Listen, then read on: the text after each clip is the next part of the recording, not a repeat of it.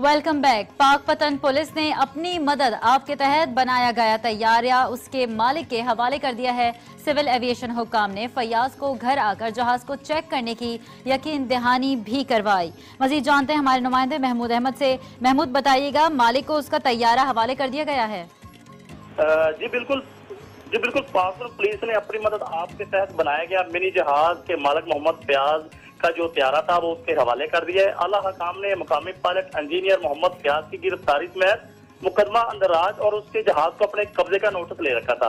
मोहम्मद फयाज का कहना है कि मैं बहुत खुश हूँ, मुझे जहाज मेरा वापस मिल गया है और उसके साथ सिविल एसोसिएशन ने भी राब्ता किया है और उसके जहाज को चेक करने की यकीन दहानी भी कराई है और उसने शुक्रिया अदा किया वज़ीर-ए-आज़म पाकिस्तान का भी कि अगर घूमते वक्त मुझे प्लेटफार्म करे और मैं अपने सलाहियतों के जरिए मुल्क की तरक्की और भरपूर किरदार अदा कर सकूं।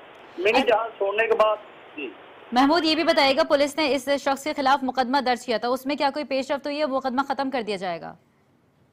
उसके बारे में मैं आपको बताता चलूं कि इसको गिरफ्तारी के बाद अदालत में पेश किया गया था तो अदालत ने 3000 जुर्माना करने के बाद इसको जो है ना वो बरी कर दिया था।